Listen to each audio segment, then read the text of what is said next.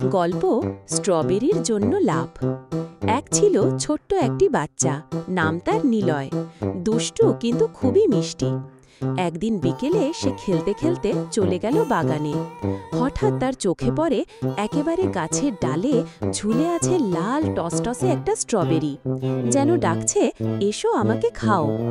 নিলয় চোখ চকচক করে উঠল। সে ভাবল, এইটা আমি খেয়েই ছাড়ব। তারপর শুরু হলো তার একের পর এক লাভ। একবার, দুবার, 5 বার। কিন্তু না, স্ট্রবেরি তো অনেক উপরে, সে তো মোটেই ধরা দিচ্ছে না। নিলয় হাঁপাতে লাগল, ক্লান্ত হয়ে পড়ল। শেষে হতাশ হয়ে গিয়ে মায়ের কোলে মুখ লুকালো। মা আদর করে জিজ্ঞাসা করল, কি হলো বাবু?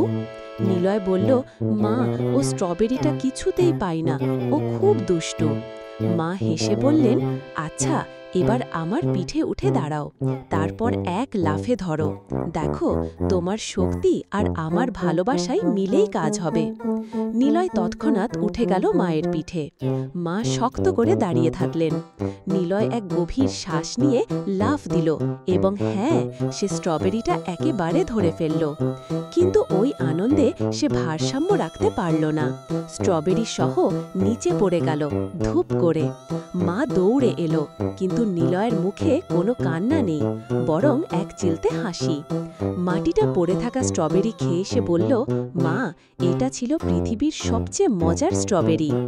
এরপর মা তাকে কোলে তুলে বললেন, তুমি শুধু একটা না, চাইলে পুরো গাছটাই পেতে পারো, যদি চেষ্টা করো। তারপর মা ছেলে